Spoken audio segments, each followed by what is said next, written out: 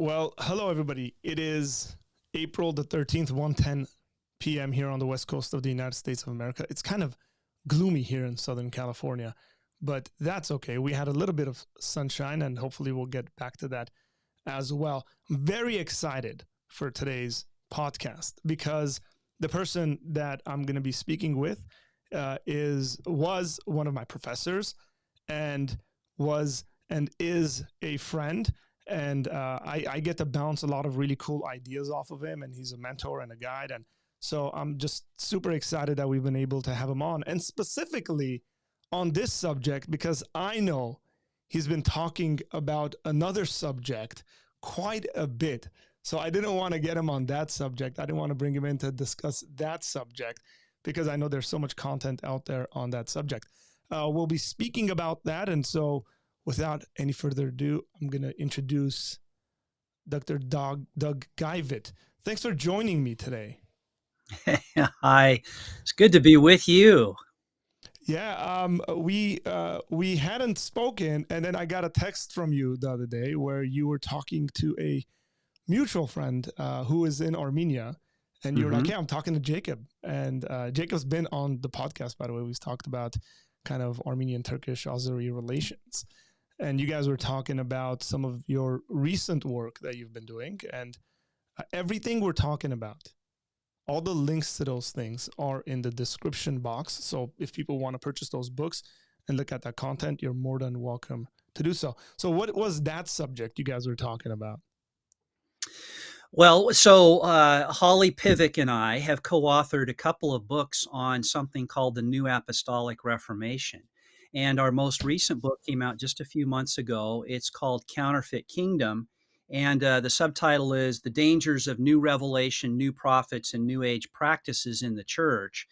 And we've been doing a number of interviews, quite a few podcasts out there now about the book. So people that are interested in that topic can tune in for that or look for the book. I would encourage that.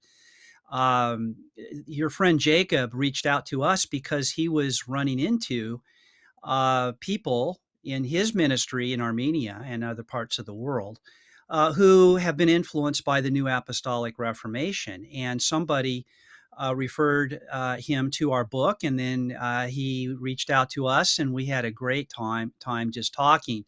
That was a private conversation that we had by Zoom. I think he was in Korea at the time. Yeah, he's somewhere all the time. Yeah. Yeah. He was. I think he was speaking at a missions conference in Korea. I think that's right.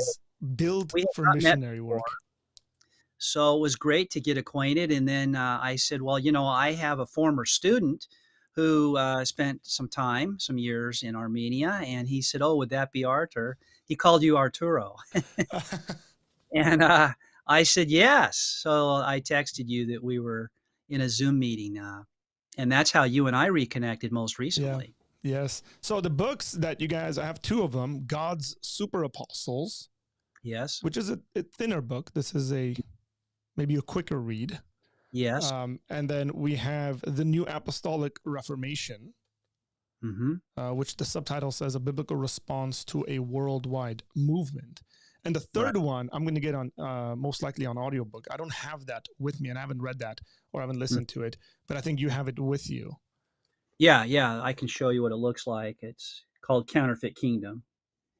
And it is the most recent book. Holly and I will be in Bellevue, Washington, in the Seattle area next weekend, and we'll be speaking together on this topic. So there's a lot of interest, and we're hearing a lot of feedback from people who are reading the book. We just learned of a women's apologetics group that has adopted this book for their discussion, and they had their first meeting this week. So we know of many interesting discussions that have been stimulated by this recent work we've done. Yeah. And I think just in the YouTube space, there's a lot of this stuff. There's a lot of people who, there's sometimes there's just a general, I know, charismatic Pentecostal circles where people call themselves apostles or prophets. And sometimes they mean something completely different than the stuff that you guys are talking about. That's right. And what we're doing is a critique, and it's a biblically, theologically based critique but it is not a critique of classical Pentecostalism or the charismatic movement. And we have friends on all sides of the divide, some who are continuationists and some who are cessationists. Hmm. And we find that in both cases, people are helped by this book because we're addressing a different problem in the church today with the new apostles and prophets associated with groups like Bethel Church in Redding, California, under the apostle Bill Johnson and his prophet Chris Valaton. But there are so many others as well that are networked with this group. Yeah. Well, thanks for doing that work. You are currently Professor Emeritus.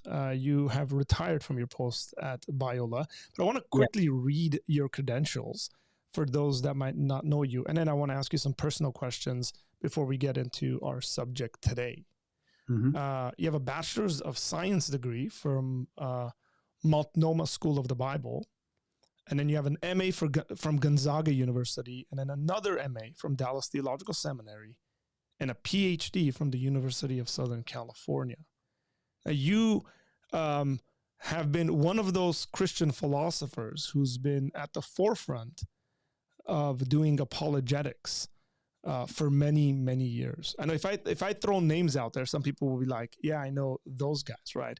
Especially some of the Talbot folks. If we say Dr. J.P. Moreland, people are going to be like, yep, know him. And if they say Dr. William Lane Craig, people are going to say, yep, know him too.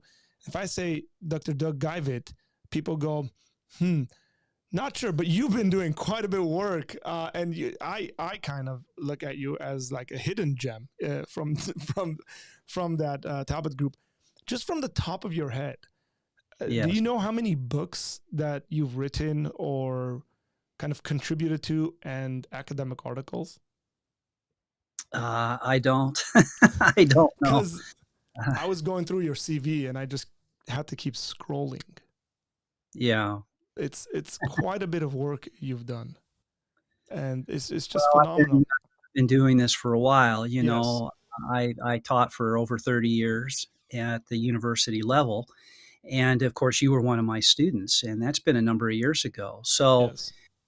You know, over time, as you're asked to do various things, if you keep at it, then it does tend to achieve kind of a dizzying amount of material to keep up with, I guess, for some people. But you've also done like such a wide range of writing for a philosopher. So you've written on the problem of evil. You've done film and philosophy. Right now you're doing New Apostolic Reformation stuff. You've done just philosophy. I mean, epistemology is kind of where you've been at for a very long time, along with apologetics. That it's interesting because a lot of philosophers don't go into that wide range. They might find like ethics and then just stick to it. You have a very wide range of things that you've written on. Why? Well, for me, it's because my interests are so varied, and I read in all these different areas. And then some of the reason is practical. I see practical needs in the church and in the world for ideas and for logic and sound thinking to be applied to popular notions that are spreading around the culture. And so yeah, it's and in philosophy, of course, we're dealing with a discipline that has application to just about anything you could imagine. Any topic that you might bring up would be a topic that could be subject to philosophical consideration.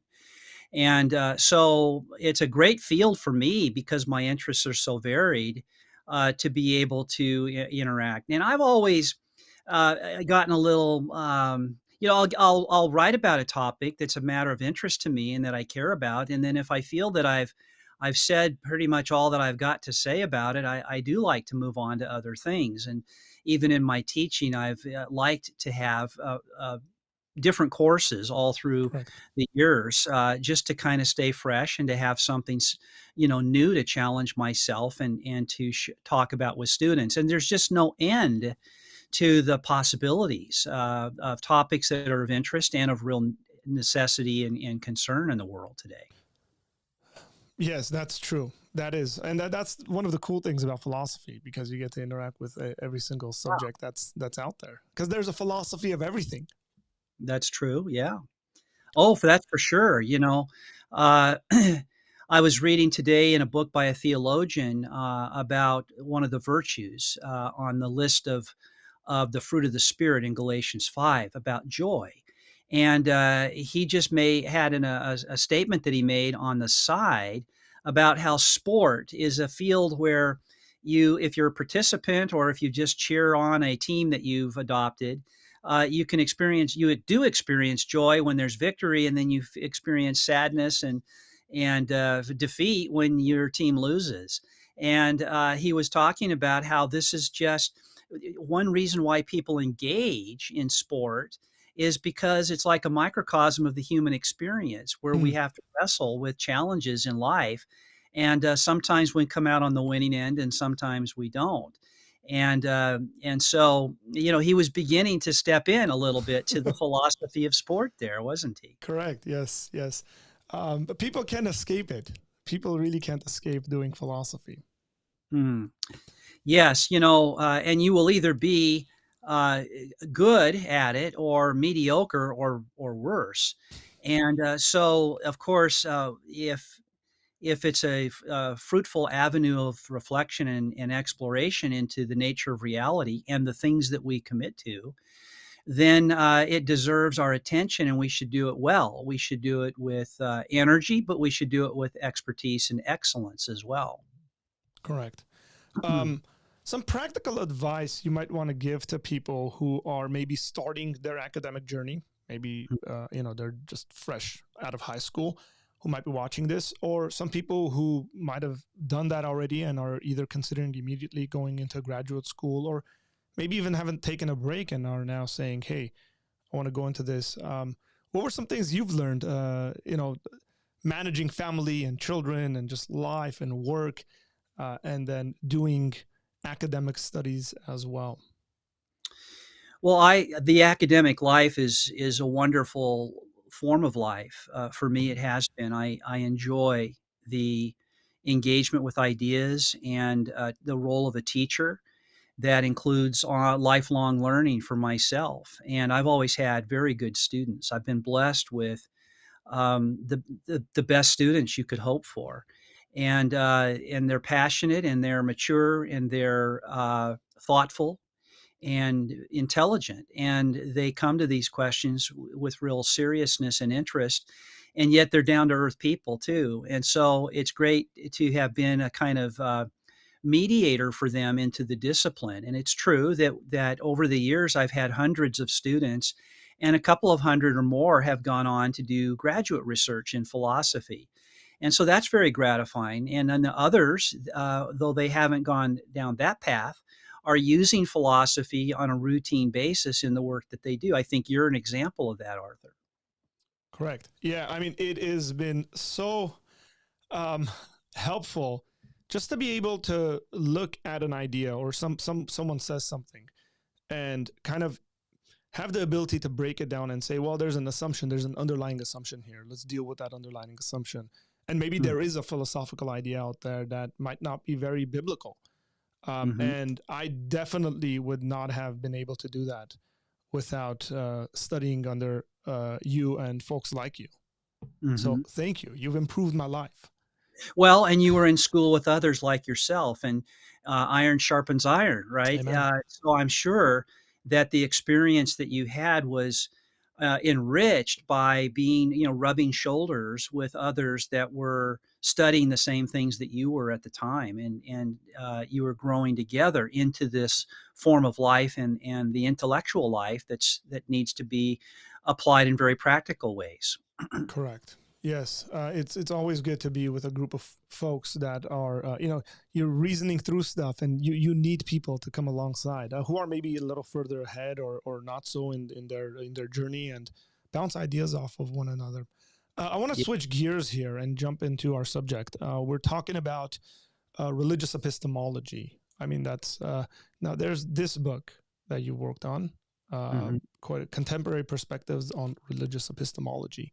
Yes. Um, and this is a book full of articles, and it has all sorts of folks in it. So for somebody looking at it might say, well, Dr. Geivett is a Christian. I'm not very sure. This is I mean, the first chapter in this book is by Anthony Flew, who Yes. was a leading atheist for many years, and it's the presumption of atheism, which Correct. essentially he's saying that it is the burden of proof is on the theist, not the atheist, to prove Yeah. their case.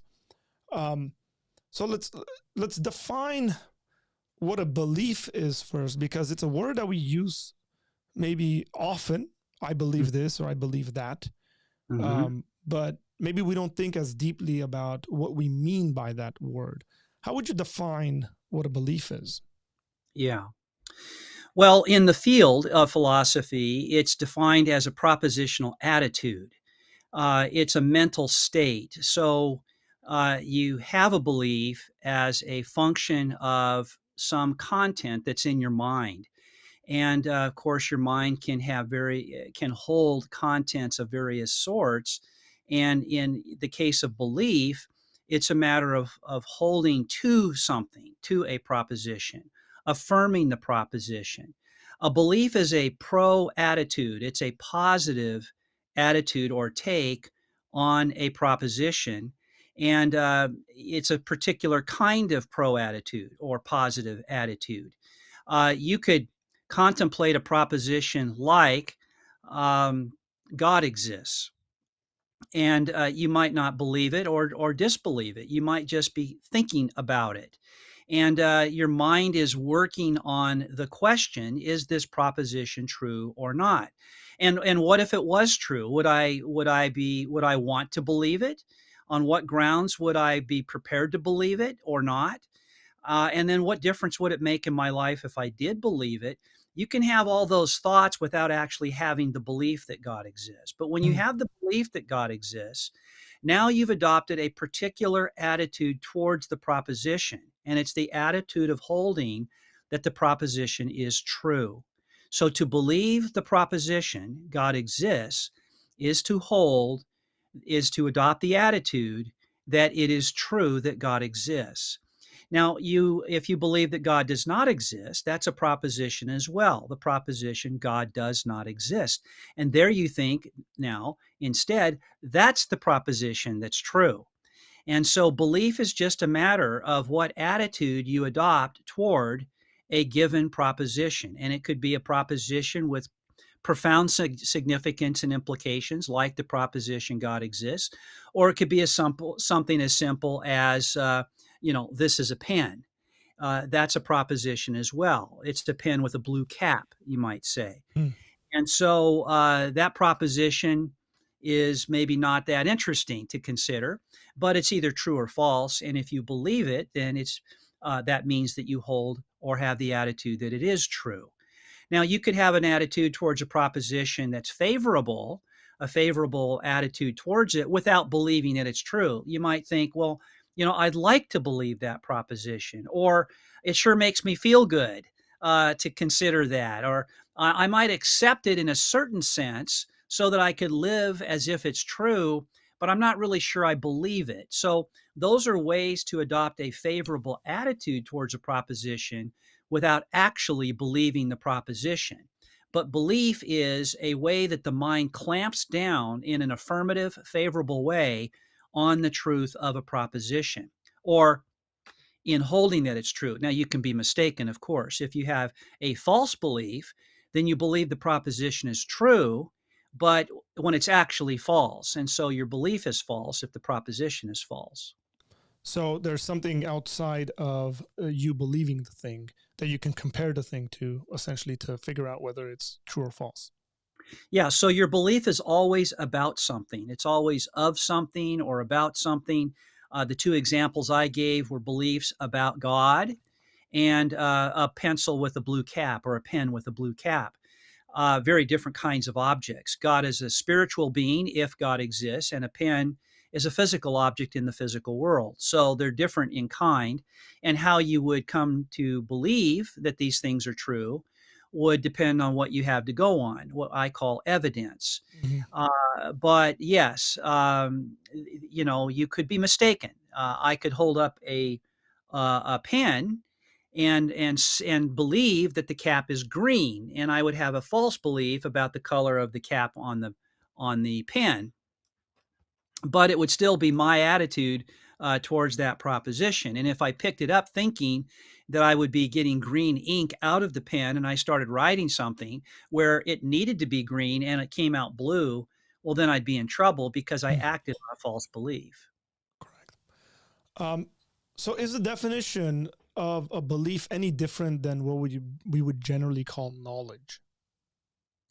Yeah, so that's important because in order to have knowledge, you have to have beliefs, but it's you have to have beliefs that are true.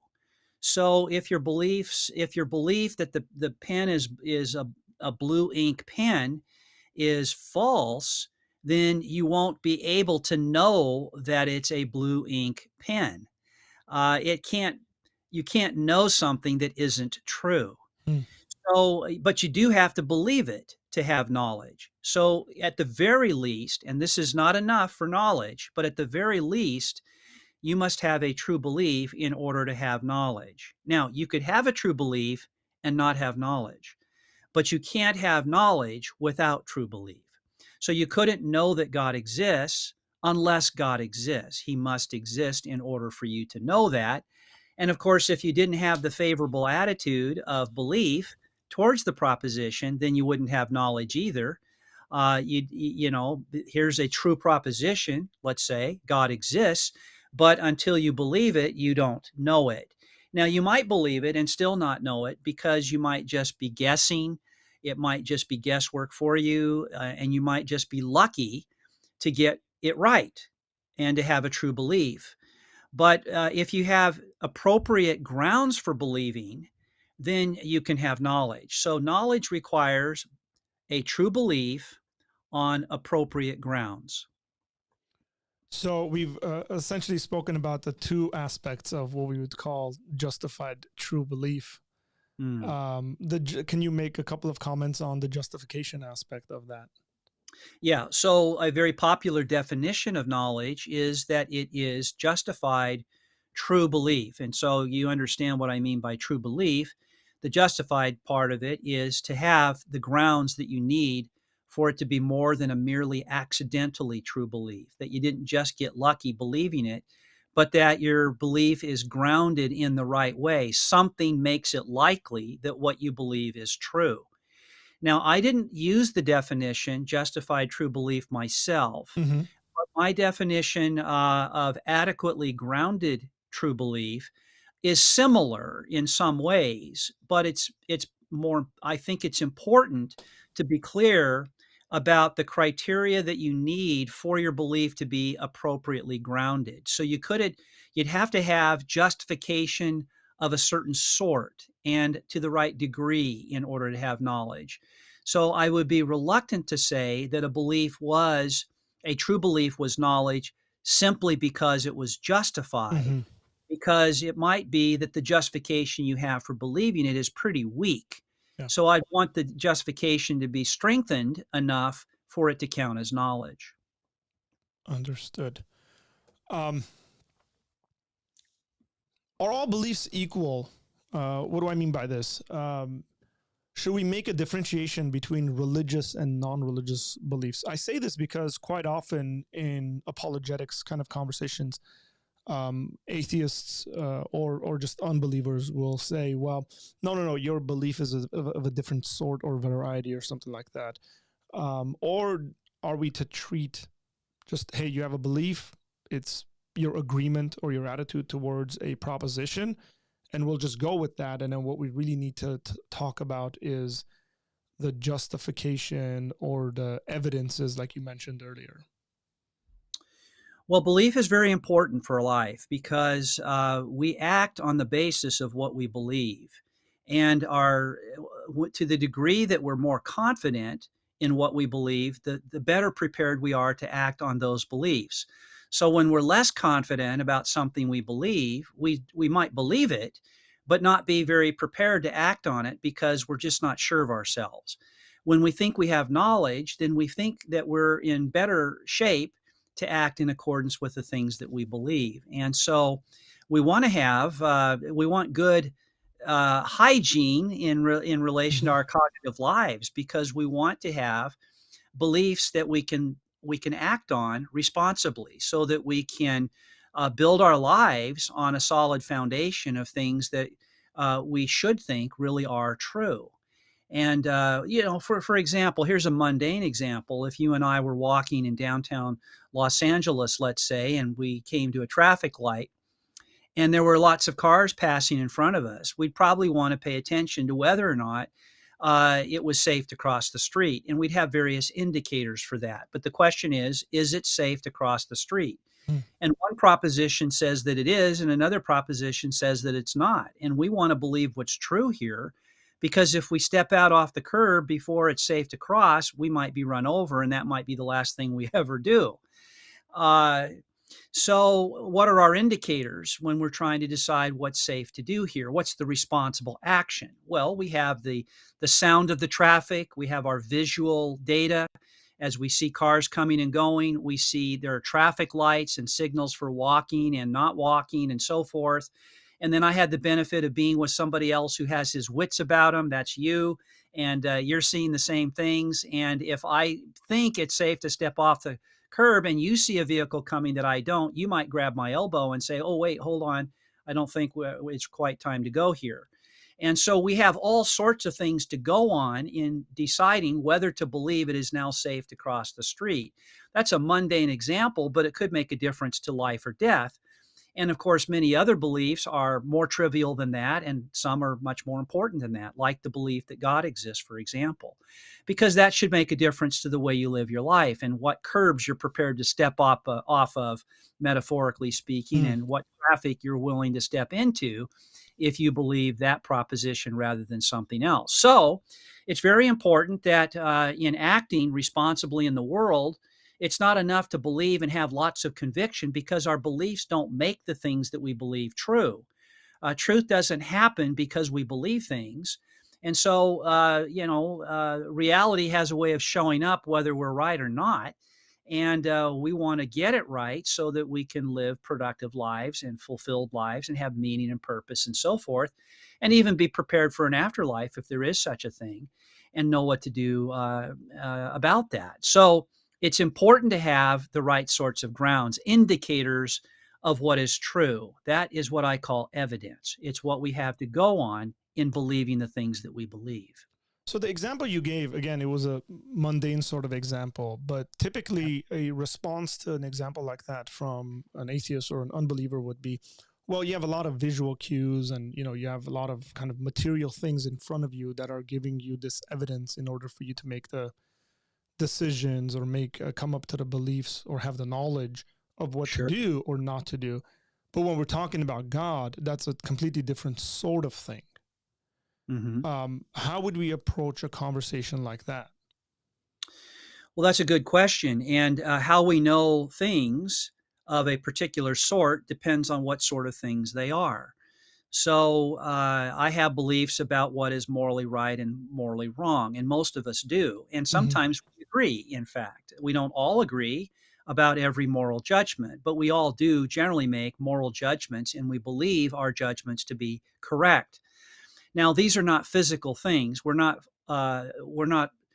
our beliefs are not about things in the physical world. They're about character, they're about actions, and they're about the quality that an action has. And so some people think that if you are fulfilling a duty that you can know that you have just rationally and logically, you are doing the right thing.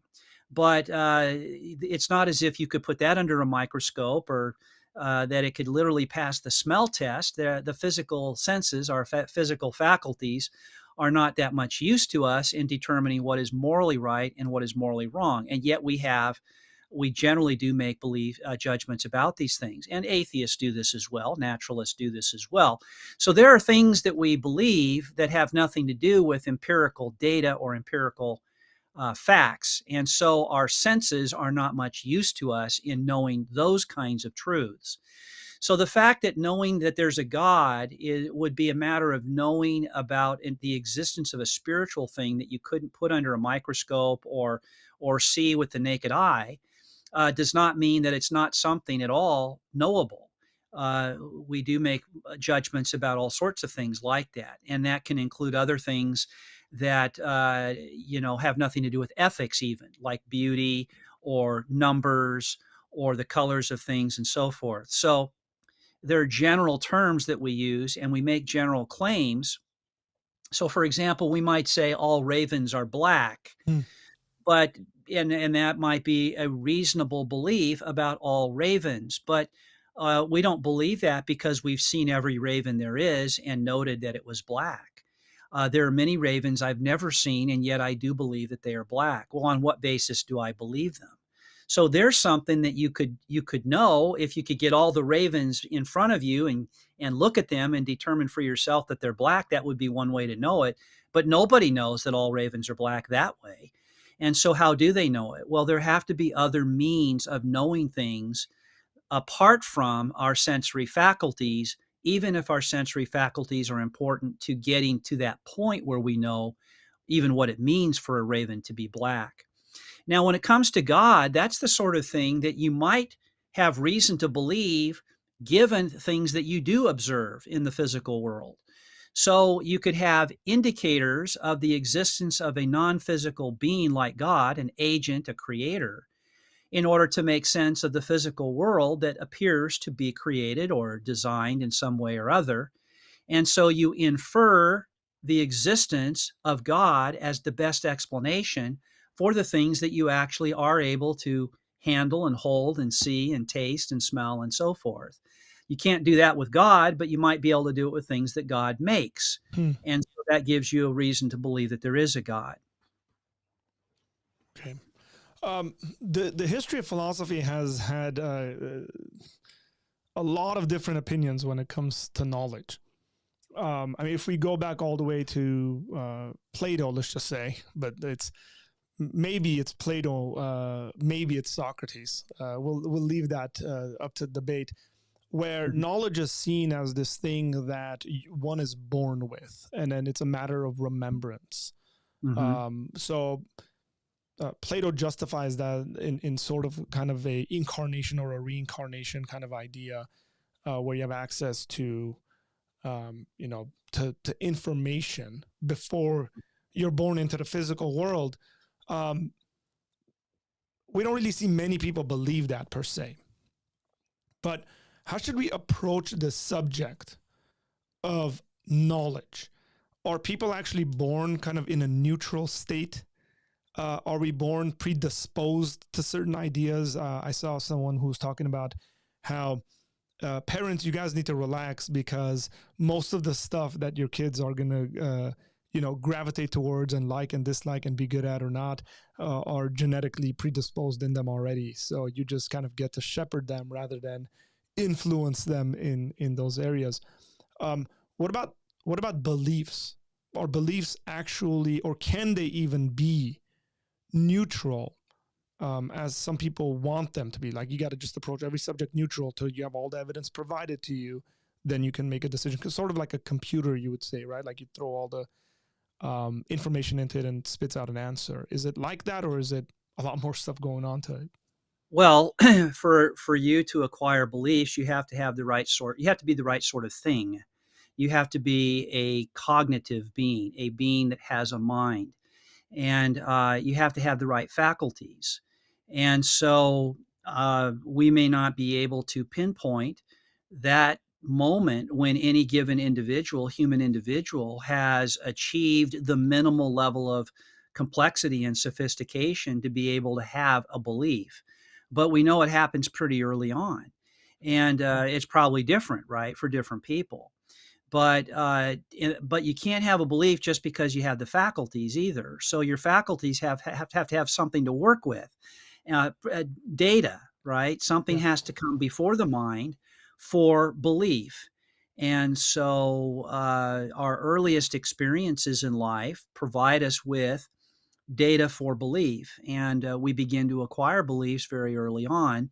And then these begin to compound and build up into something that's more substantial. And then as our critical faculties mature and evolve, we're able to have beliefs about fairly complicated things.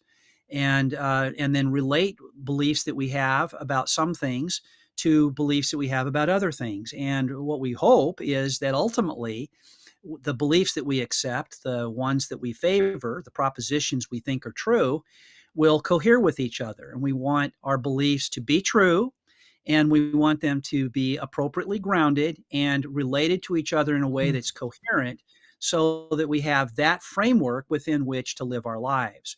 So, but all of this begins in a very primitive way with first beliefs about things that are presented to our minds for belief.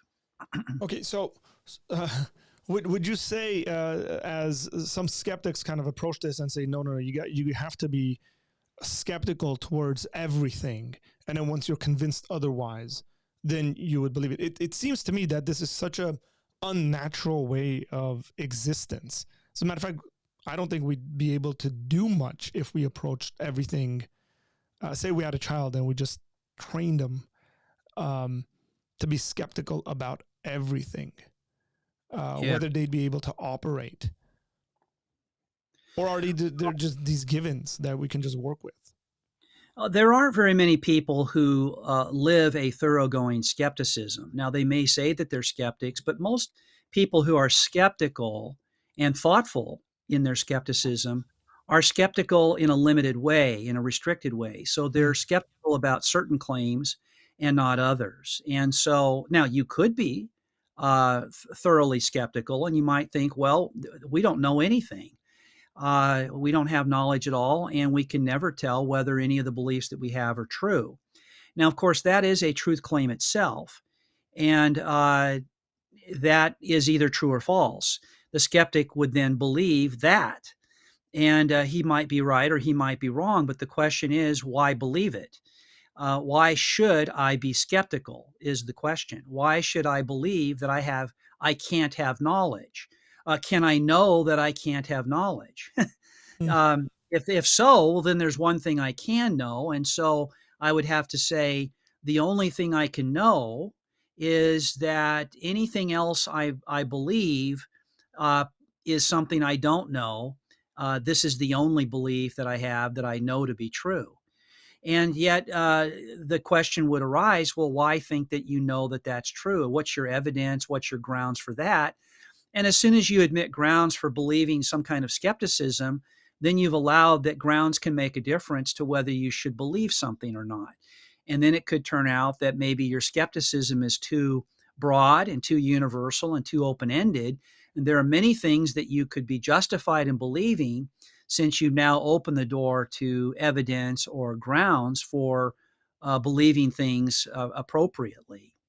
And so then the question is, well, does that leave anything left not to be skeptical about? And of course, that's a different extreme where you Mm. say, we can know anything that we want to believe, want to. All we have to do is put our minds to it and think about it hard enough and collect the evidence, and then we'll know.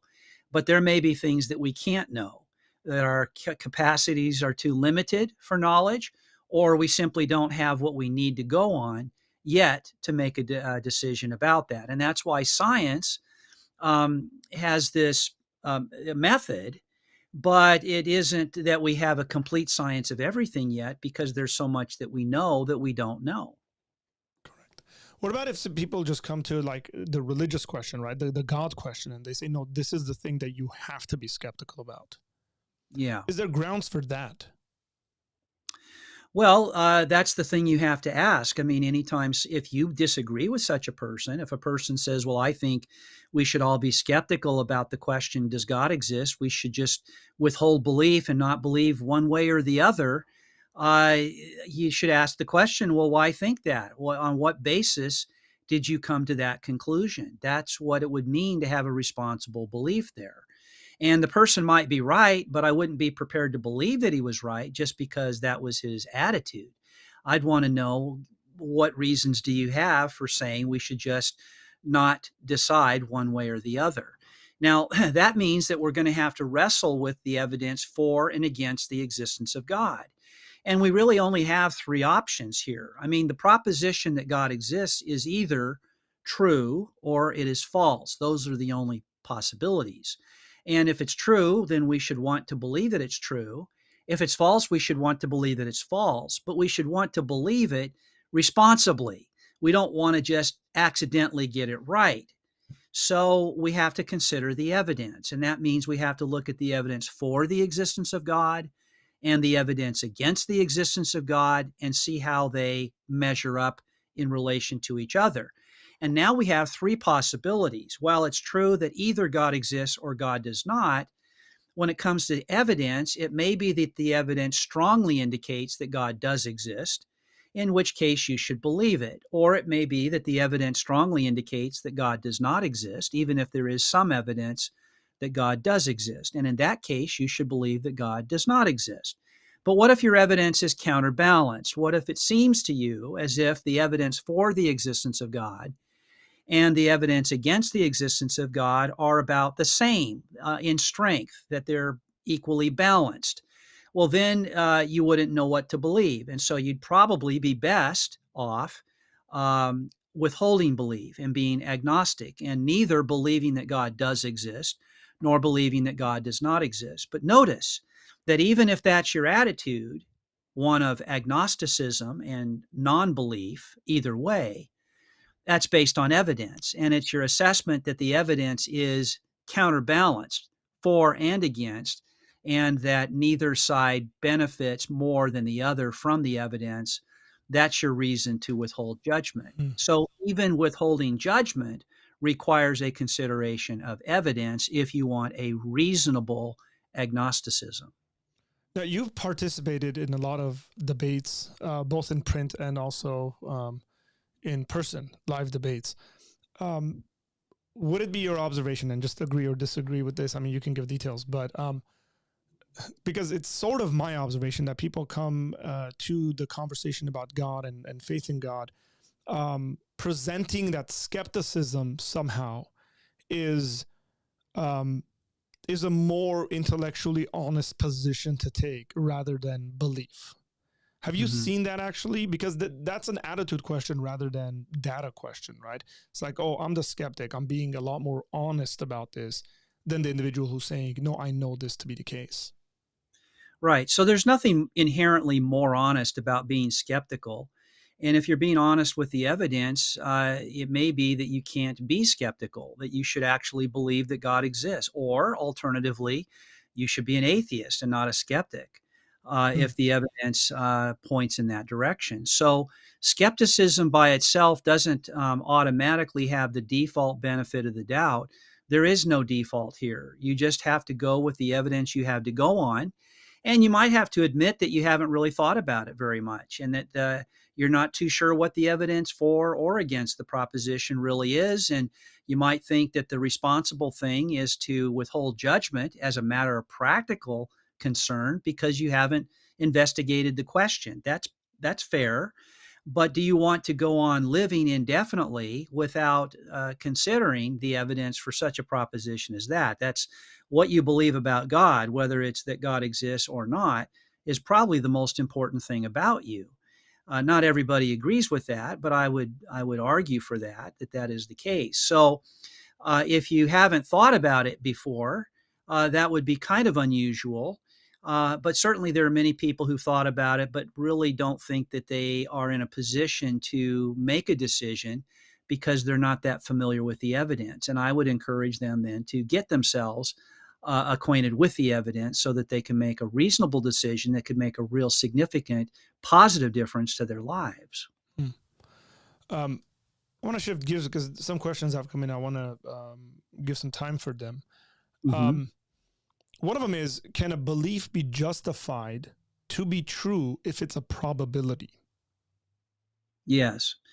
So not only that, but you could have knowledge based on probabilities, on my view. So Yes, and much of what I believe, I assume much of what you and others listening to this believe, would be based on probabilities. It's on the balance of the evidence they have, even if their evidence is not conclusive. So there's a term I've used to describe a class of evidence or a kind of degree of evidence that is so strong that maybe you couldn't even be mistaken.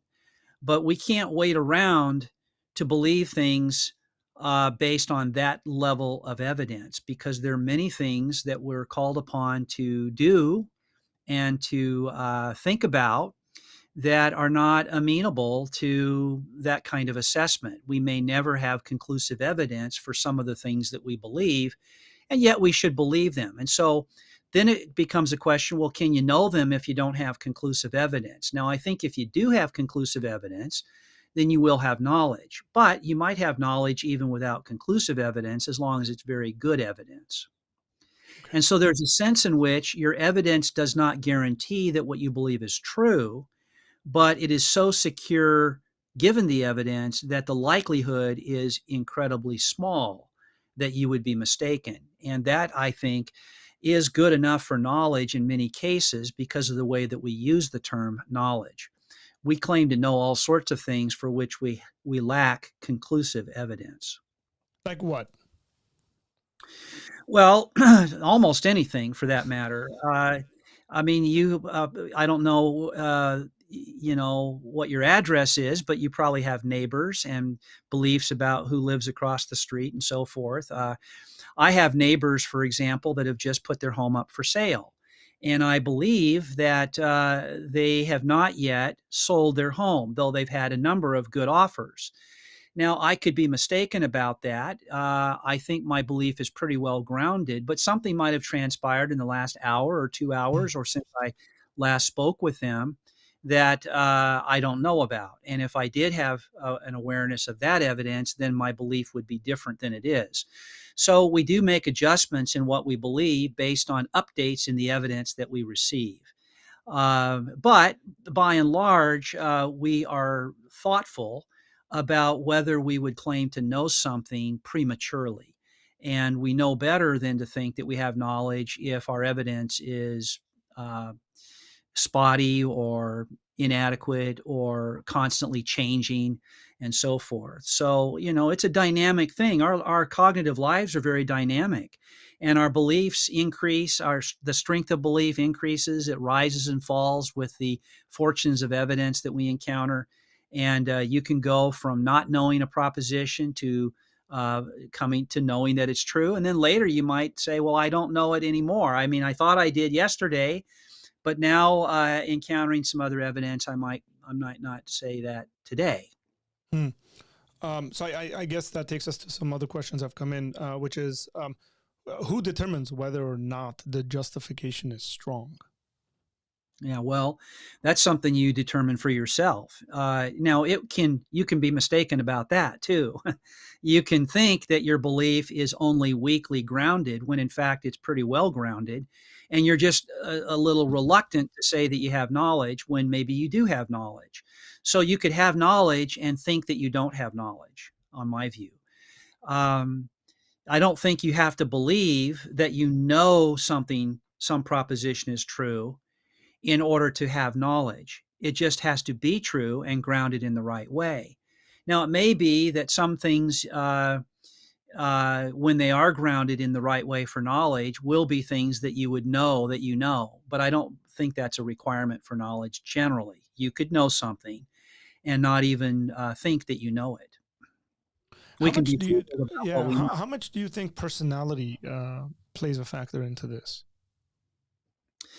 Well, I guess that depends on what you mean by personality, but we have you know uh, different backgrounds and different concerns and different mental habits Hmm. and uh, and different interests, and these can be a function of personality, and so that can make a difference to what you're prepared to contemplate. Some people might say, well, I'm not really an intellectual person. I don't really care that much about evidence, but actually they do. They do care quite a lot about evidence. It's just that they don't think about it as evidence.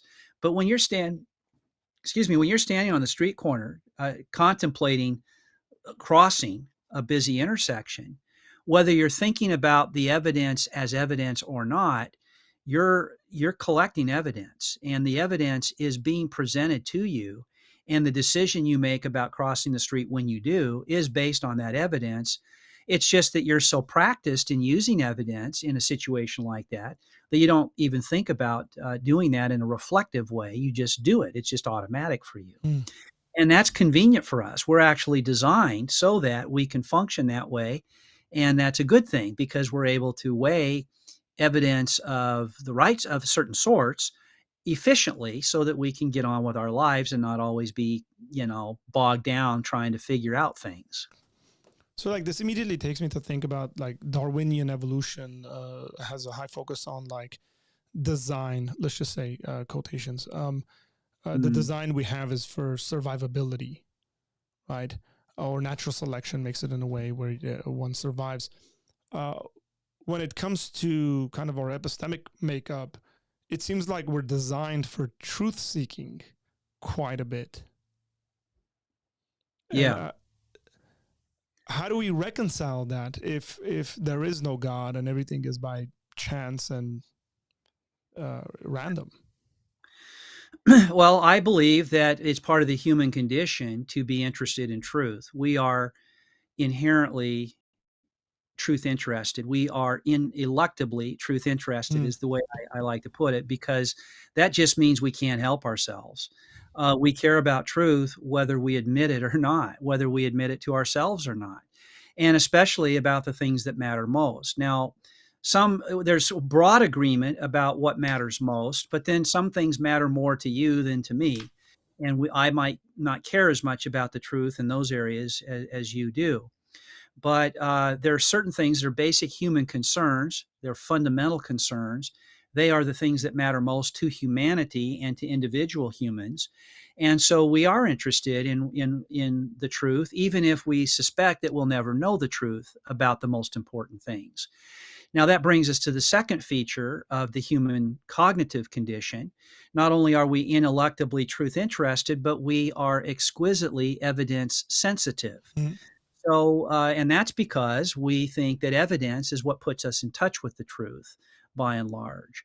And so our interest in the truth combines with our capacity to collect, assess, and believe on the basis of evidence to be able to live responsibly in the world on the basis of things we believe. So that's the human condition in a nutshell, right? And there's the cognitive component is I care about the truth, and my way of getting to the truth, the best chance I have of getting it right, is by in virtue of evidence. Evidence is what I have to go on in believing the things that I believe. Okay. So if we're going to go based on the correspondence theory of truth, isn't it possible that someone's reality may be different than your own reality? Or as they're experiencing reality? Yeah. So what is the correspondence theory? I don't want to sound too simplistic, but Aristotle's way of describing it was to say that if you have to believe of what is that it is true, and to believe of what is not that it is not is true. But to believe of what is that it is not is false. And to believe of what is not that it is false. So there needs to be a correspondence between how things are with respect to what your belief is about and then what you believe. So you want the thing your belief is about to match up with what your belief says about that thing or purports to be true about that thing. So your belief that God exists is true if there's a correspondence between what your belief is about God's existence and the actual existence of God. That's all it means to say that truth corresponds. It corresponds to reality. So that's just to back up from what you were saying. Yeah. Now, it could be that the reality that our beliefs are about is itself always in flux and changing, or maybe in some theoretical sense, it could be different for you than it is for me. But how it is for you is still going to be how it is for you. That's going to be a matter of objective truth, that the world that you encounter either is the way you believe it to be or it isn't. And it doesn't matter what I believe. It may be that it's a different world that I encounter than the world that you encounter. But your beliefs would still be objectively true or false based on whether or not there was a correspondence between your belief and the world that you encountered. Now, I believe that the world that you encounter and that the world that I encounter are the same, or at least they overlap. And so you and I encounter much of the same world. And that's why we're able to have a conversation and we're able to talk about these things and understand each other and use a vocabulary. And then if there's terms that you use that I'm not familiar with, and you can define them for me and so forth, and I can do the same. And we can get on common ground and we're talking about the same thing. We have different experiences of the same world and the same reality. And those differences in our experience can explain why we believe differently. But whether the things we believe are true or not really don't depend on our experiences. That is determined by the world itself, how the world actually is. So by the fact that we can actually have conversations about these things and agreements and disagreements seems to suggest that there is an external world that actually is the case, that we can talk about it. Yes, and if a person wants to say, a person is going to insulate himself from the experience of others if he announces that he believes that his world is completely different than any world anybody else is encountering. And yet he seems, in making such a statement to us, to be regarding us as real features of his world. Now, maybe we're not. Maybe he believes that we're only features of his world and we have no independent existence, and it's just a construction of his own consciousness or something. And then he's got some serious problems, right? And we know better because we know that our existence doesn't depend on his consciousness. So what do you do when you're dealing with a person like that? It's said, I don't know if this is actually literally the truth, but there's a legend according to which St. Augustine of Hippo was approached by someone who asked him, Augustine, do I exist? And Augustine said to him, who wants to know? I think that was Augustine's complete answer to the Yeah, question. seems like Uh, it. and sometimes that's the right answer to a question is a question. Jesus made good use of that strategy himself, quite often in his ministry. But you see, the problem is that if a person has doubts about his existence, one thing he can do is consider whether his doubt implies that he does exist. That was made famous by René Descartes in the 17th century. Mm. So which takes us, actually, this is a good segue to this next question, which is, can we know anything with certainty? For instance, the reliability of our senses or the laws of logic? If so, what would be the justification of these said beliefs? Yes. Well, now we should probably distinguish between a psychological state and an epistemic condition. Hmm. A psychological state like certitude would be my own psychological state or outlook on something I believe, and I might feel very, very certain that what I believe is true. What I believe about something is true. Like maybe do I have an orange tree in the backyard? And I might say, well, I feel certain, and that's a feeling. There's a psychological aspect of that. That's the certitude that I'm picking out. But what is the actual status of my belief? Do I have knowledge? Is it necessarily true? Is it certainly true? Now, I could have certainty as well as certitude. That is to say, I could have a very strong form of knowledge so that it's not possible to be mistaken, but also be psychologically convinced to a high degree. Now, maybe I could have certainty and be short on certitude.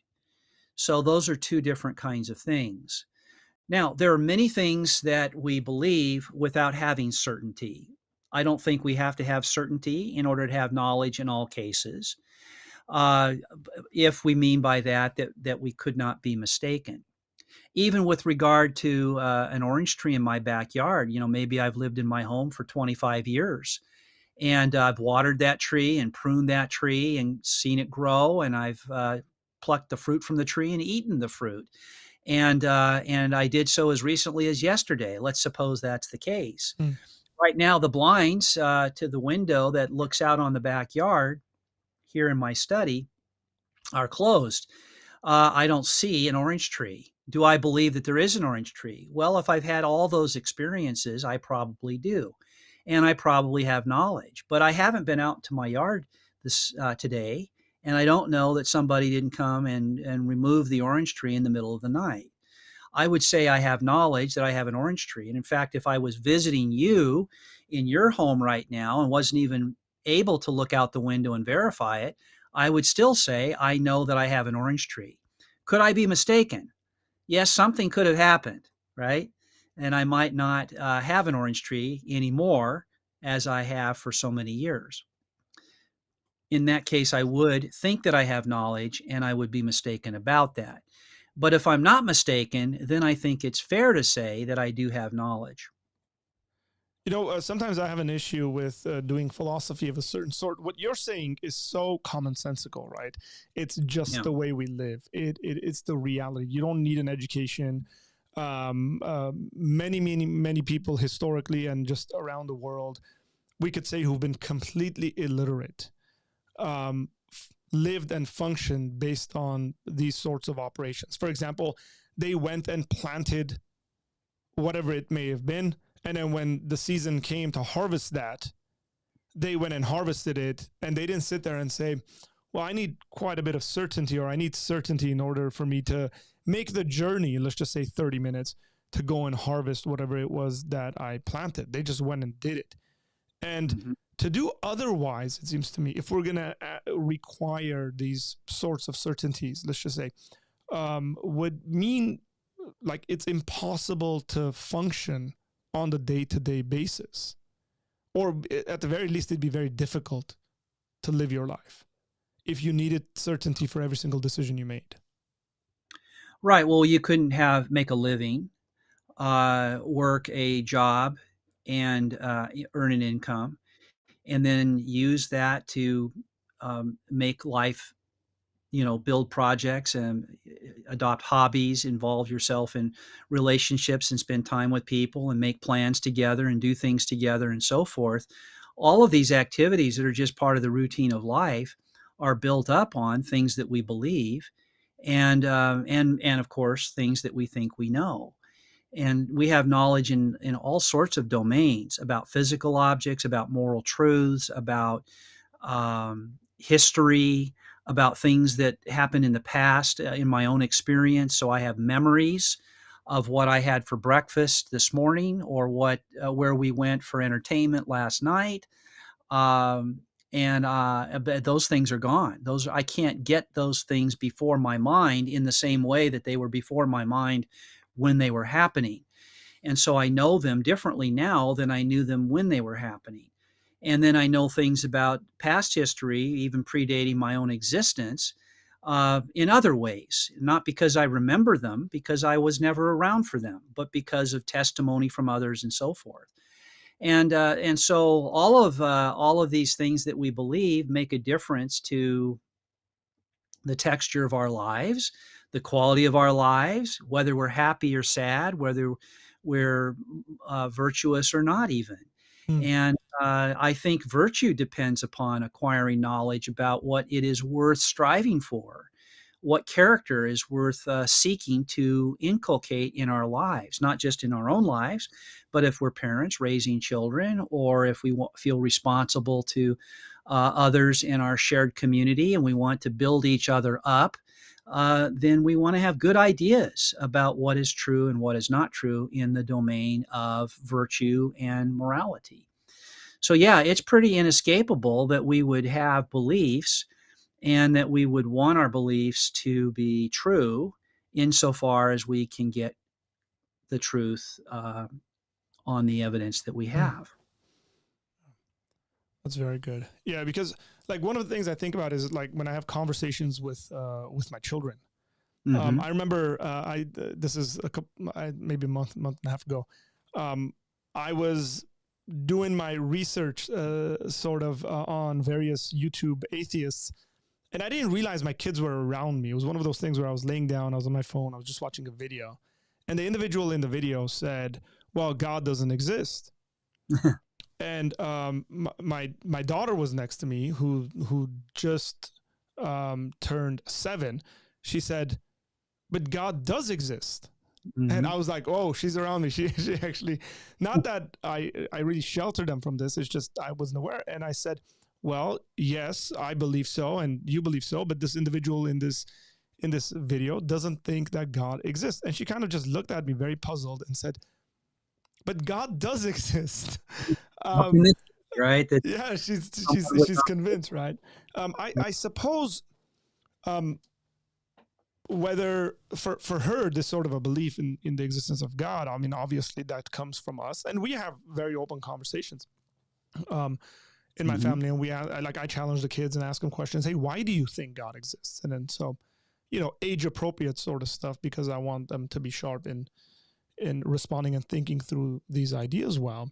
Whether she says, "Well, I think God exists," and I just trust my dad for telling me that God exists, because my dad hasn't lied to me. Like he's not in the habit of lying to me, and so therefore I'm going to trust him for what he says.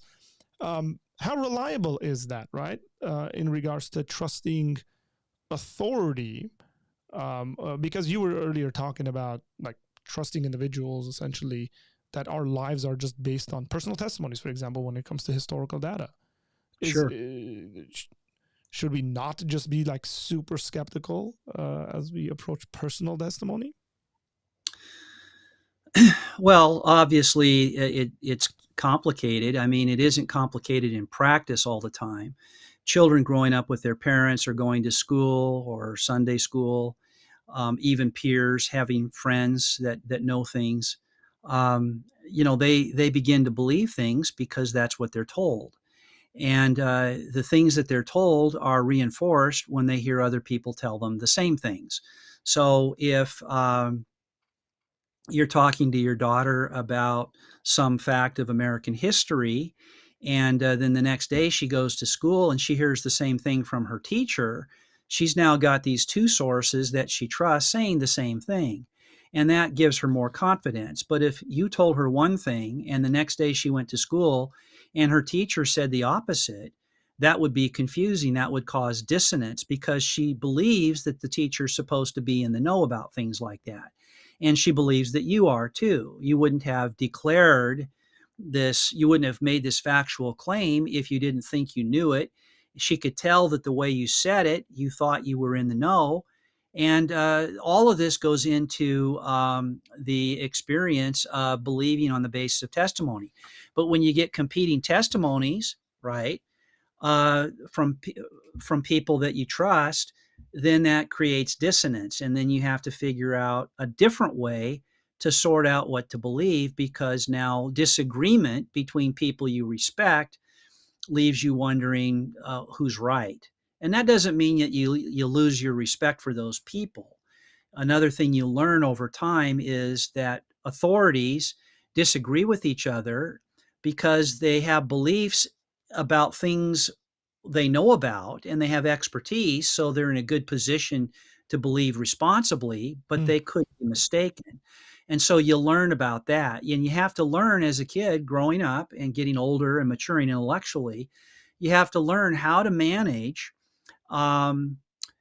testimonial evidence from people who disagree with each other, or from people who dispute something that you've grown up believing. And that's just a commonality of human experience.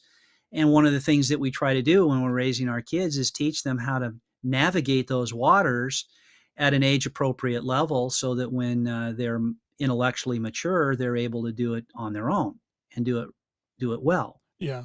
Yeah, I suppose it's interesting that this comment just came in that wouldn't it also be responsible to teach your child that people can be honestly mistaken? Um, yes, it would be, but it's very interesting to me because now there's an ethical requirement that's placed on beliefs. The idea that one would have to be, or that's the responsible thing to do, meaning it is a better thing to do than not to teach children that, hey, people honestly make mistakes, including your parents or your teachers. So how much of ethics um, how much impact does ethics have on epistemology? Well, there is a topic in epistemology. Epistemology has to do with the nature of believing and justification and knowledge, and whether we can have knowledge and justified belief, and if so, on what basis, and so forth. Those are the questions for epistemology. But one topic is called the ethics of belief. And some philosophers have put quite a bit of stress on what they call the ethics of belief. And then other philosophers have said that there really isn't a serious question here about the ethics of belief in epistemology. What's the concern? Well, the concern is about whether a belief that you have is a morally justified belief, whether it's epistemically justified or not. And there are examples that people give. So if you ever watch these, the FBI profile shows or the, courtroom scene shows or whatever, you have a mother whose son is arrested and, on drug charges and maybe first-degree murder or something. And the mother just cannot believe that her son did this action. And she feels that as the parent, she needs to support her son with conviction that he's innocent. Now, that might be the ethical thing to do if she's the mother, some would say, Hmm. but it's not epistemically responsible. In other words, if she has the evidence that's now been presented in a court that would achieve a conviction of guilt, there's a sense in which she should not believe it. She should not believe it because all the evidence points the other way. Her son really is guilty. And so she ought to believe that he's guilty epistemically, even if she thinks she has a moral obligation as his mother to believe that he's innocent. Now, I think that you could have moral responsibilities in the domain of epistemically responsible belief, too. So I think that sometimes pride, a vice, gets in the way of our believing things when we have good evidence for them, and we just wish they weren't true.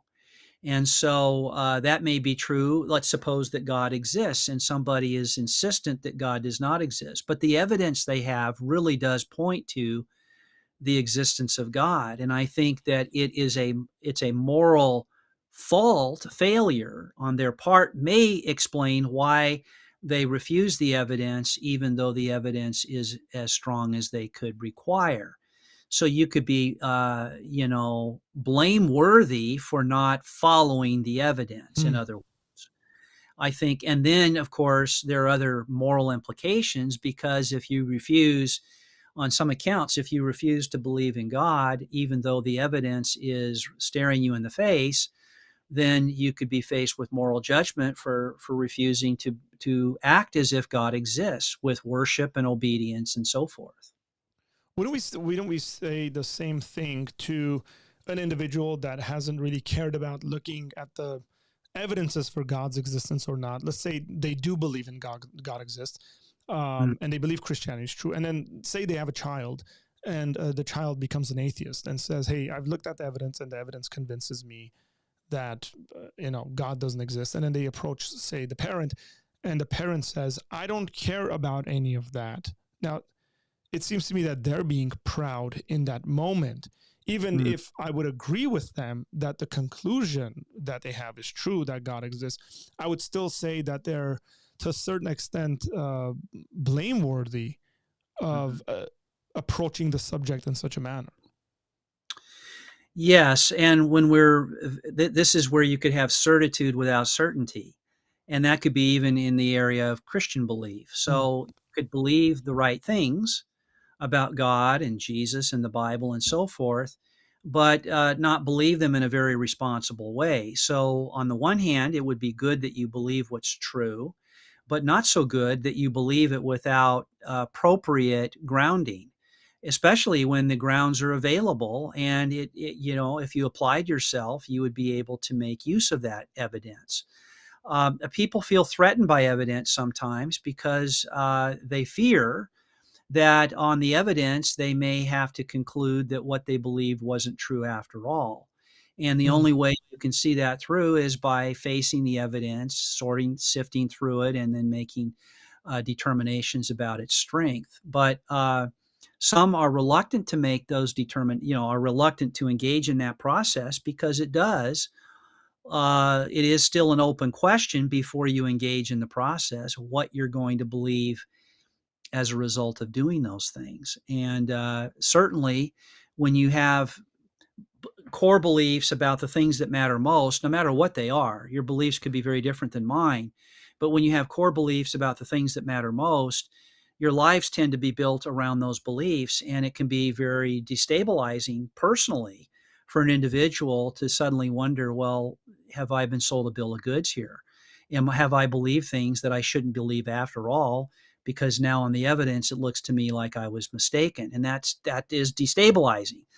Now, conversion happens when things that you believe about very fundamental truths or propositions change and shift, and that we call it conversion to kind of respect the dramatic difference in belief that you've now acquired and the difference that it can make in the way you think about your life and live your life. You mm. plan your life. But that's a risk that we have to take if we want to believe what's true and we want to believe responsibly, is that we need, as we mature intellectually, to be thoughtful about the state of our evidence at a given time.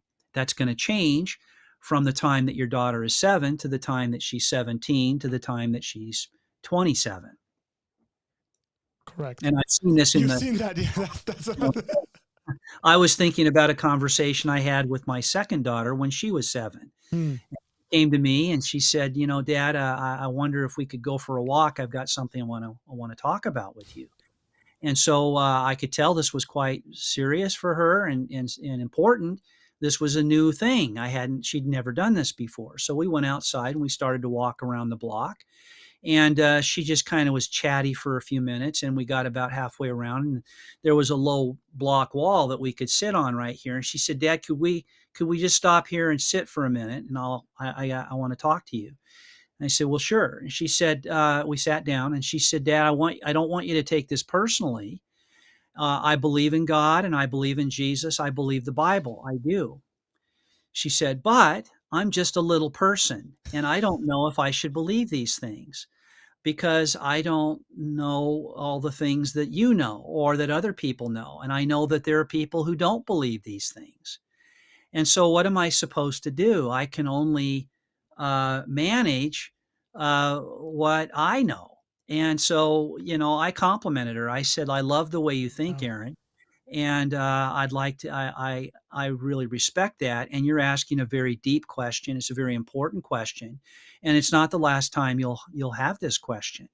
And I think I must have said 3 or 4 more times how much I love the way she thinks while I was trying to figure out what I was going to say to her. But I said, well, now tell me why it is that you believe these things. You say you believe that there is a God and you believe that Jesus is his son. The Bible is the word of God. Why do you believe those things? And she told me and she gave me evidence. And I said, now, she said, part of it is that this is the way you've taught me. And I said, now, what is that? Why would you believe me, though?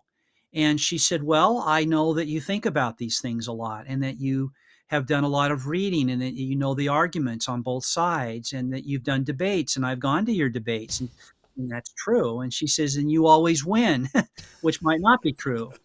But she said, I can't think at that level. I'm only 7 years old.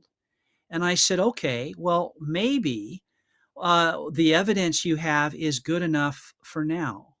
And you're fine believing what you believe today about those things. But as you get older, you'll want to get better at collecting the evidence, weighing the evidence, and drawing your own conclusions.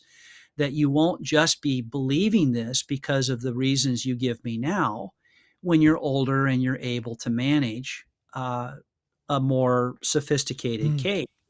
And she was fine with that. And she said, okay. And I said, so, we can talk about this again later, and if you ever have any questions, we can try to sort through the evidence together.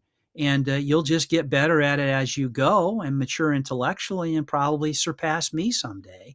And if that happens, then you'll be giving me some ideas about Mm. what it is reasonable to believe. But right now, it seems that you're justified in believing the things you believe for the reasons that you gave me. Very good. And that was that. We just got up and finished our walk and talked about other things. So that's just a nice lesson for folks who don't think they can have conversations of this sort with their 7-year-olds.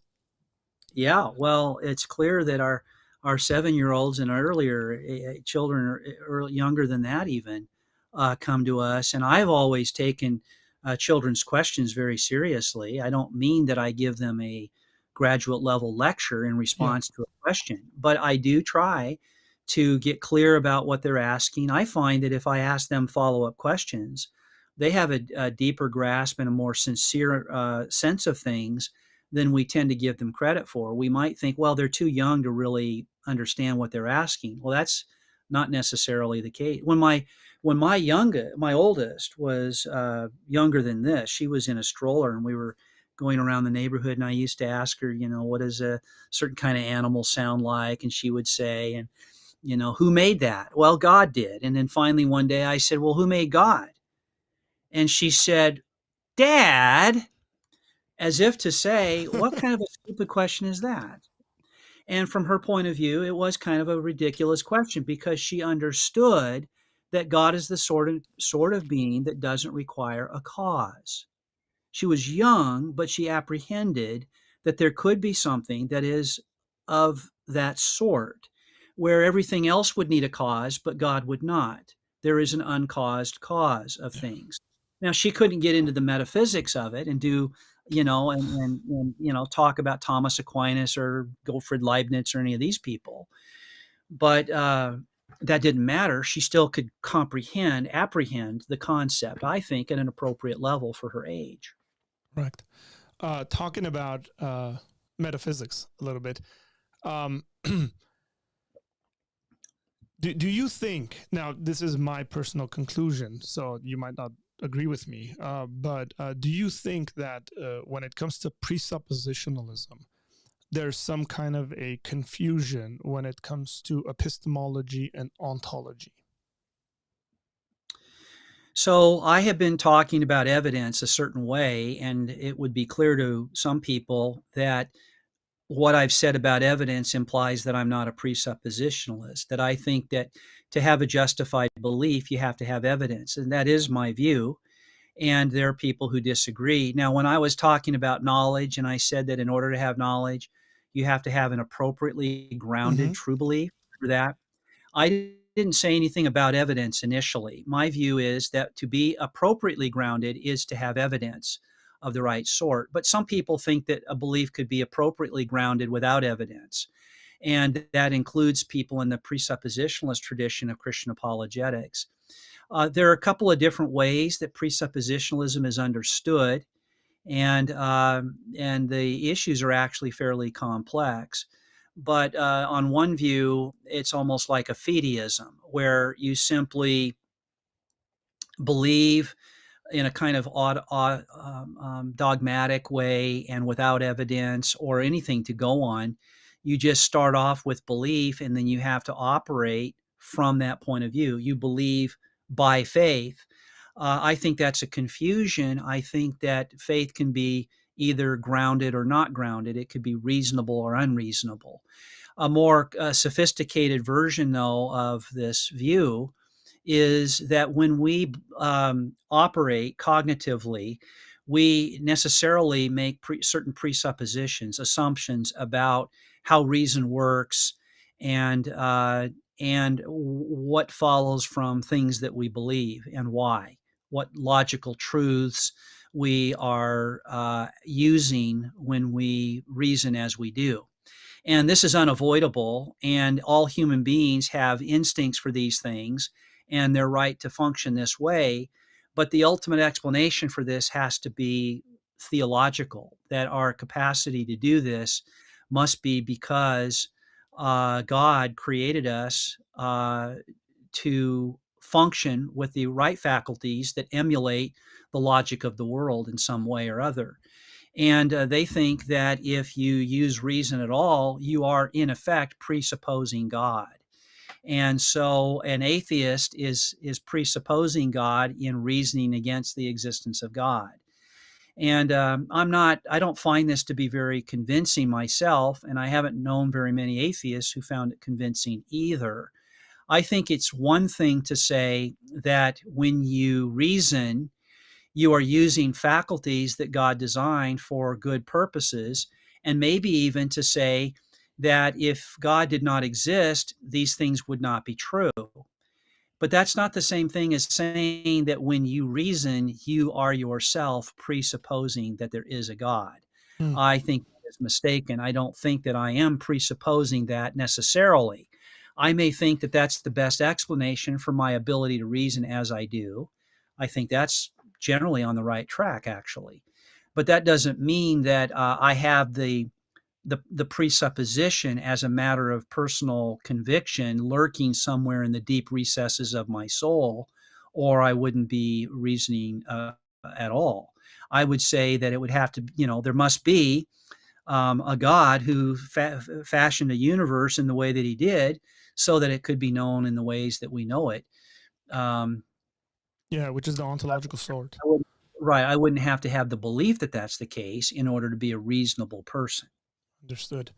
I'm And It might be unreasonable for me to believe that God does not exist, given the need to explain reason by appeal to God.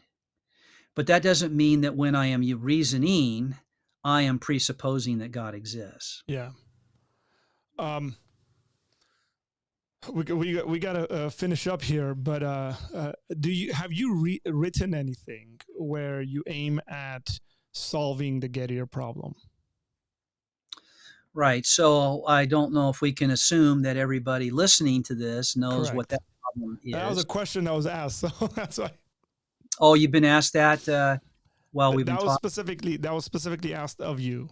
So why don't you go ahead and tell us what the Gettier problem is, and then we'll talk about whether you've written to solve it. Well, I have not written what I consider a good approach to the problem.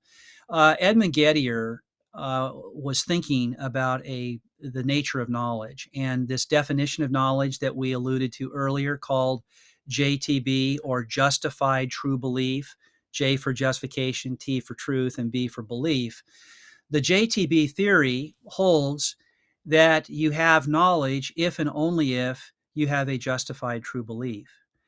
What that means then is that there are that everything you believe, everything you know, is a justified true belief, and every justified true belief you have is knowledge, right? Now, he thought he could give counterexamples to this general claim, this generalization. And if there is a good legitimate counterexample to a generalization, then the generalization is false. So if, for example, we come back to the all ravens are black example, if somebody can produce an example of a raven that's not black, well, then that generalization is false. Even if there's only one example of a raven that's not black, the general claim has to be false. Now, when we say that all knowledge, or every time you have a justified true belief, you have knowledge, if we say that, we're making a general statement about knowledge. But he thought that he could give examples of justified true beliefs that are not instances of knowledge. Now, it would take a while to go through his examples, even though the article in which he wrote it up is fairly short. It's only a few pages, uh, but it would take a while to go through the example. I think that the problem here is that the epistemic constraint, that is, that the belief be justified, is not explained adequately to capture what it is about justification that contributes to knowledge. And so that's why I think it's better to speak of adequately grounded true Hmm. belief and not merely justified true belief. I was actually thinking of cases like Gettier's own examples, which he thought were counterexamples to JTB. So one approach would be to say that, yes, these are counterexamples to JTB, but we can solve the problem by talking more about what the justification condition is. And if that means adequately grounded true belief, then we have to say, well, when is belief adequately grounded such that you have knowledge?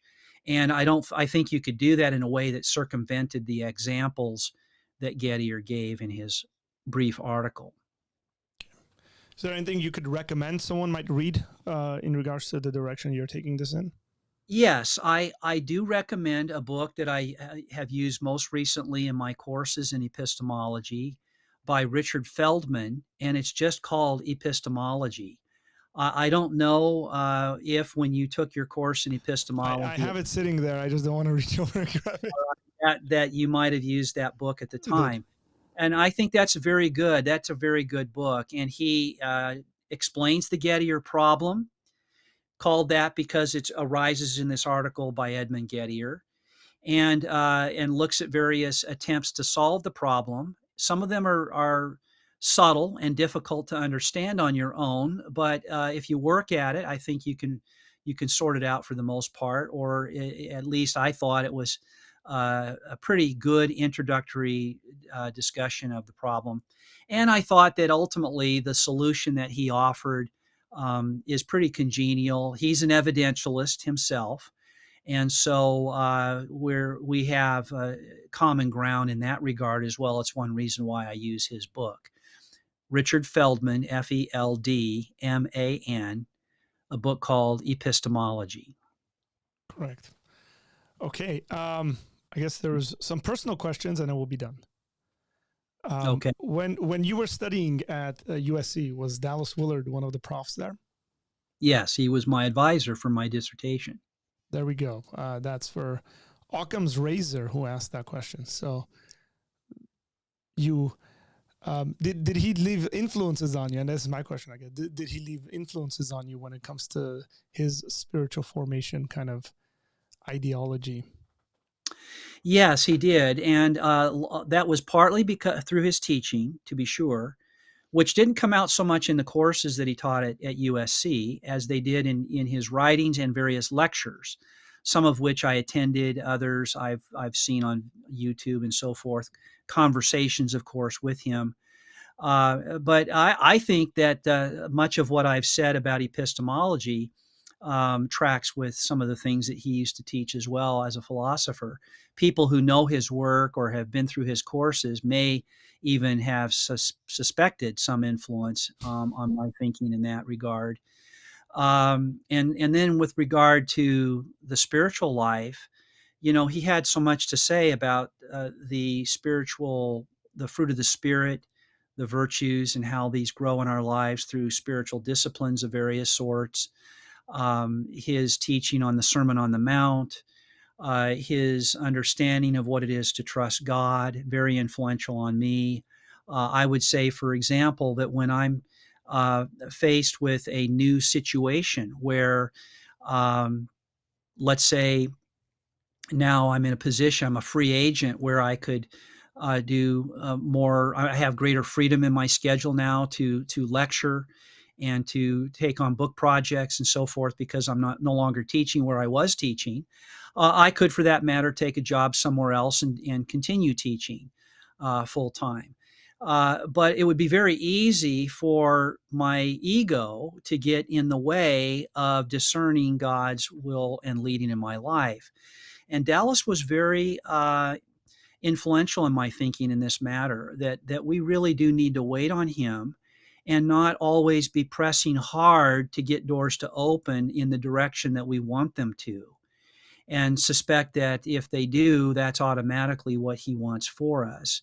That we can trust in his providence to provide for us. And this means that even when doors are slammed in our faces or opportunities do not emerge when we want them to or expect them to, he's still in charge and he's still superintending the process that goes on in our lives, and he is accomplishing other purposes in our lives that we might not be thoughtful about, or at least he could be if we were pliable and humble in his use of providence in our lives to bring us around to greater maturity in spiritual things, which is more important than what I happen to be doing at a given moment to make a living or what have you.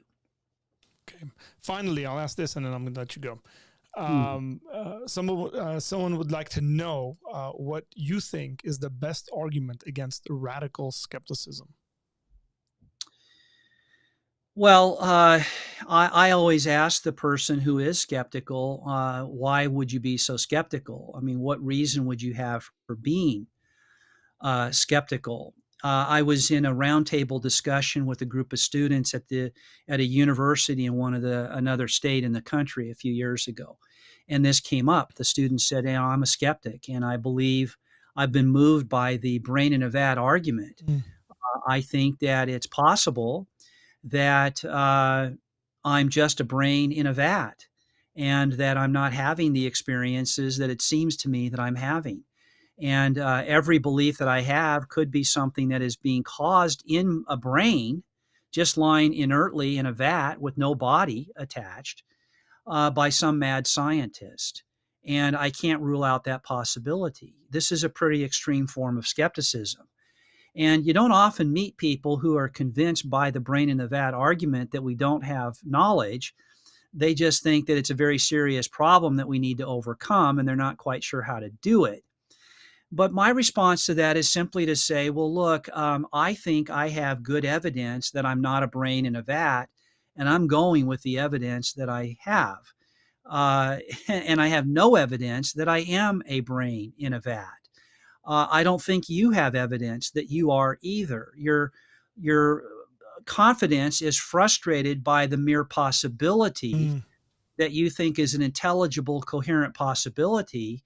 But I wouldn't want to build my life on what was merely a possibility, because it's also possible that things are exactly as they seem to you, that you're not a brain in a vat, you are a living human being, part of a community, and we are having this conversation just as you seem to yourself to be having this conversation.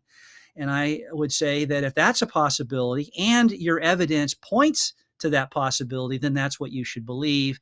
You should not be worried that you are a brain in a vat, because that's merely a hypothetical possibility. Thank you.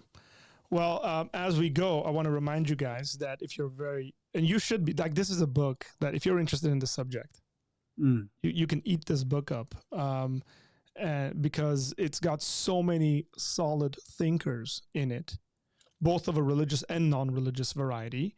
And you guys did a great job of editing it and putting it together. I always go back to this. This was a required reading for one of the classes I took. I'm not sure which one. You would know better. But I regularly go back to this because I think even the arguments presented by the atheists are the best arguments that could be presented. So I want to deal with the best stuff that is coming at us from the other side. And again, you've written on film. You've written on the NAR we mentioned, most recent works that you've done. The links to that are in the description box.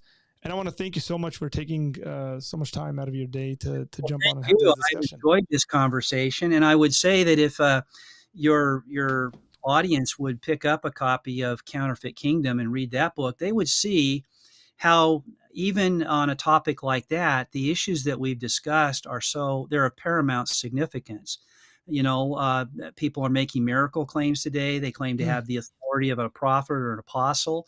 They make prophetic, predictive prophecies that don't come true.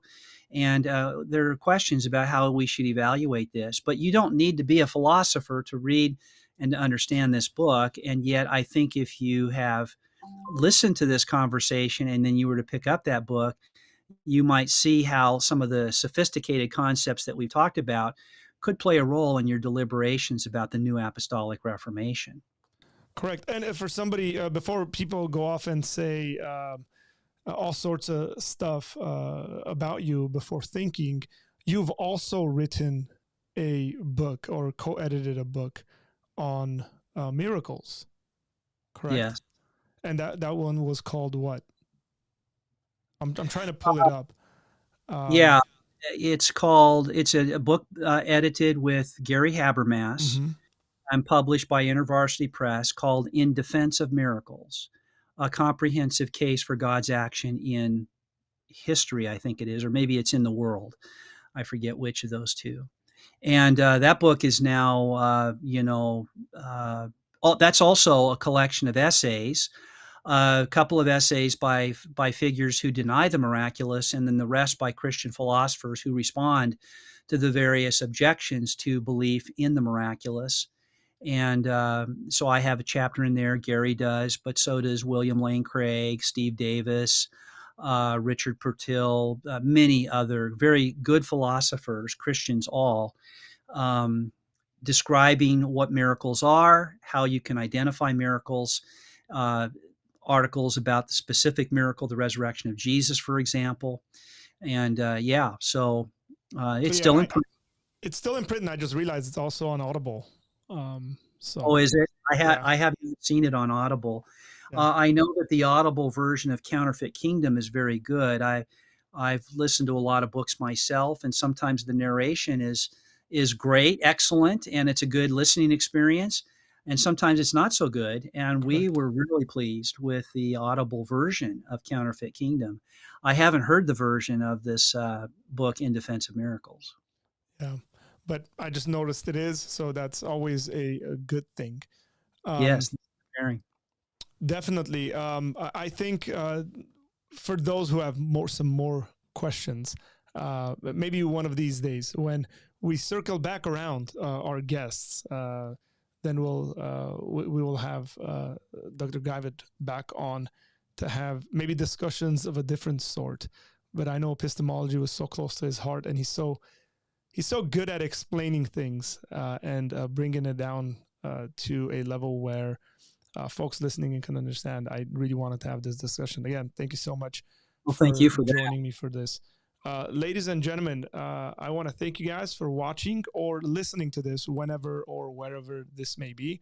Don't forget that tomorrow we have a celebratory live stream. I think we're going to be on for like 5 hours. We have guests coming in because we're going to celebrate the fact that we hit 4,000 subscribers, and just going to have friends on. We're going to have discussions of various sorts. So look forward to that. That's our usual Friday Q&A. We're just going to extend it to 5 hours, and feel free to jump in, and we'll open it up for you guys to call in as well. With all that said, God bless you guys, and I will see you guys tomorrow. Take care.